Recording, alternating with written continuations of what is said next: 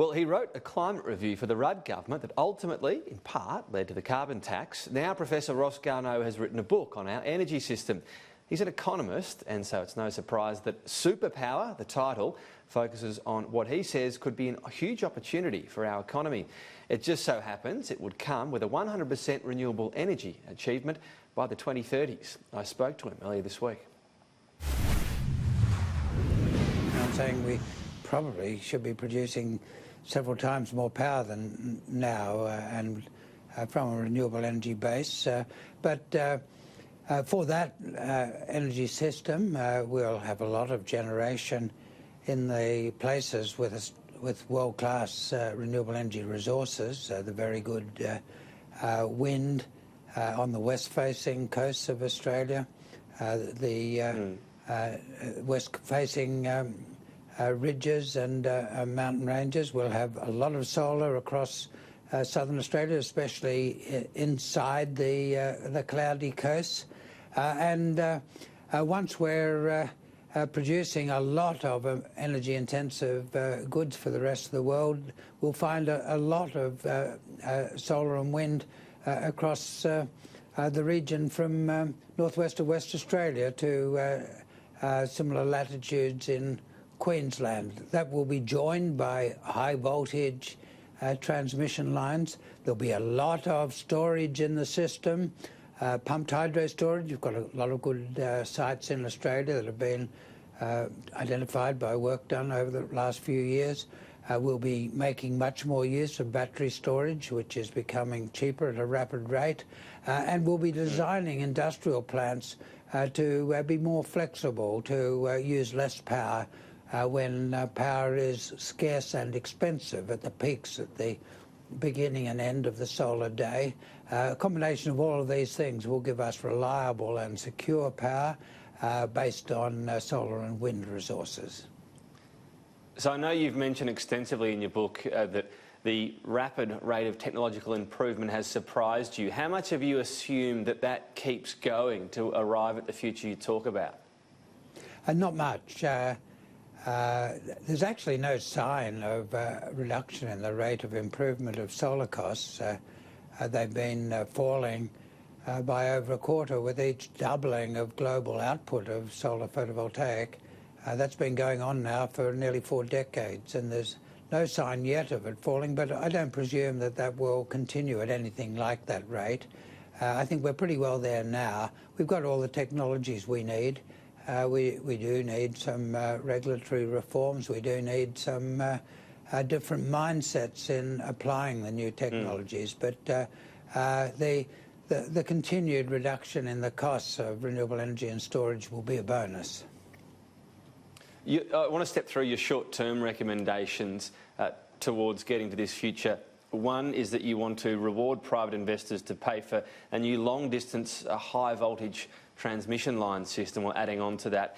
I mean, is that essentially more poles and wires? Because it just takes me back to recent years of discussions of so-called gold plating of the system that did make electricity expensive and does make up a big part of electricity bills still.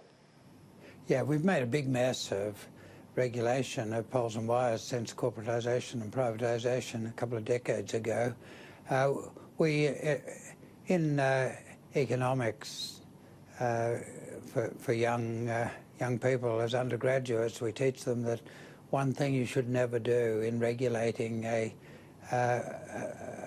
private monopoly is to base price on rate of return on investment. Well, we've made the most elementary mistake. As a result, there's been a huge expansion of investment in the network, even though there's been no expansion in total demand or even expansion of peak demand.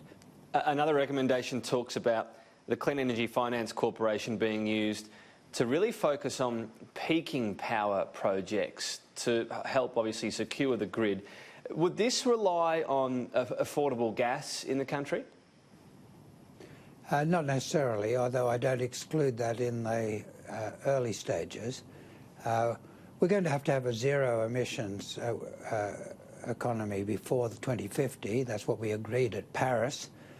clear implication of the temperature objectives at Paris. And in a zero emissions economy before 2050, you won't have gas unless it's accompanied by 100% capture of emissions from the gas. Now that's possible in some locations, harder in others. There may be some role for gas peaking in the longer term future, but there is a role for gas in peaking in the immediate future. But I think the bigger contributions are going to come from pumped hydro, battery storage, horses for courses, different roles for each. There'll be some role for bioenergy as a base for peaking. There'll be a big role for engineering our new industrial capacity so that it's more flexible, so that you can turn down the rate at which electricity is used at times of peak demand on the grid or peak demand on generation. So it'll be a combination of all of these things, and also the diversification of sources of solar and wind that will come through more high voltage transmission. Back to the transmission point for a moment. Way back in 2008, I said we needed less overall investment in transmission and distribution, but more investment in high voltage transmission. We didn't get that because of the perverse incentives introduced by the way we regulate transmission. Just finally, if I could ask you broadly, was there a lot of thought given to your approach here? Because we know the climate debate has been a fraught one in Australia, and more so what to do about it. A lot of what you're saying is couched in economic advantage for Australia, and, well, nobody argues against that. Yeah, I don't think there's any of my recommendations that go against commitments of either of our major parties at the recent election. We can get quite a long way in this electoral term through the recommendations I make that are fully consistent with current government policies. For the longer term, we'll have to develop those policies. But we can make a good start within existing policy frameworks.